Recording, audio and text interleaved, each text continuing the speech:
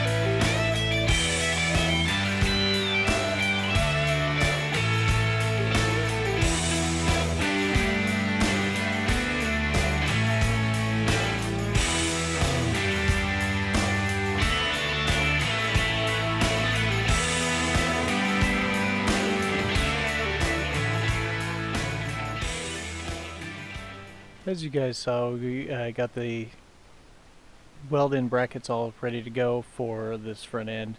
Now I'm just disconnecting the front sway bar and getting that out of the way. We're not sure if we're going to run this sway bar in the end or if it's going to get something else installed. Alright, now getting a little clip off for the ABS sensor, getting the brake line removed, and unfortunately somebody had put this bolt in backwards. I don't know at what point, probably many years ago this got installed, but the other side was much easier than this one. It fought me for way too long for something so simple.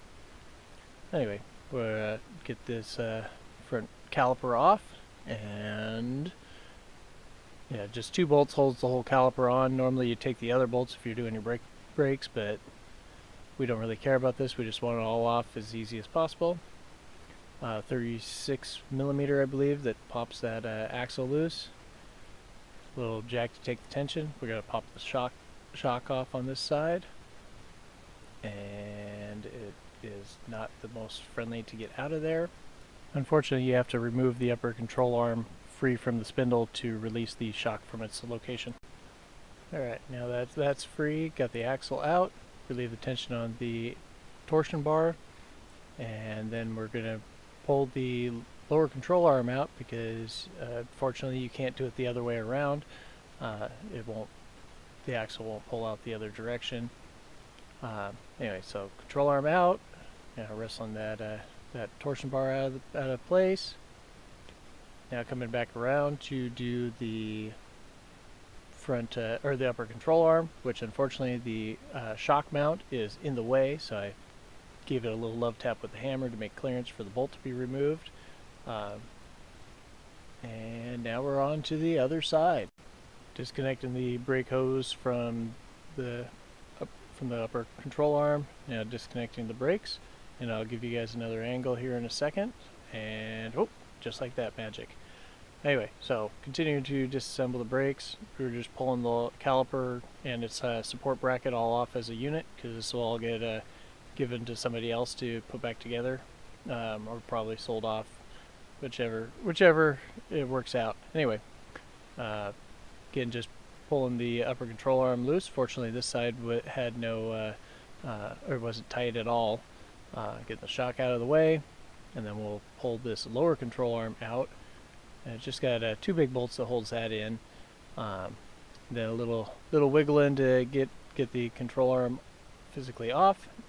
And unfortunately, this one did not want to pull out on the back, so we're going to pull the entire bracket out with it. And of course, it falls apart as soon as we got clear of the chassis. Anyway, back to the front end. We're getting this upper control arm off, and now we're moving to the differential. And what I didn't realize at the time is there's only 4 bolts that holds the differential. However, the steering needs to come out before you can roll it. And really, the whole engine should have come out, because that's how this thing was put in from the factory. But since it won't come out on its own, we're just going to break out the Sawzall and make room, being careful not to cut the differential.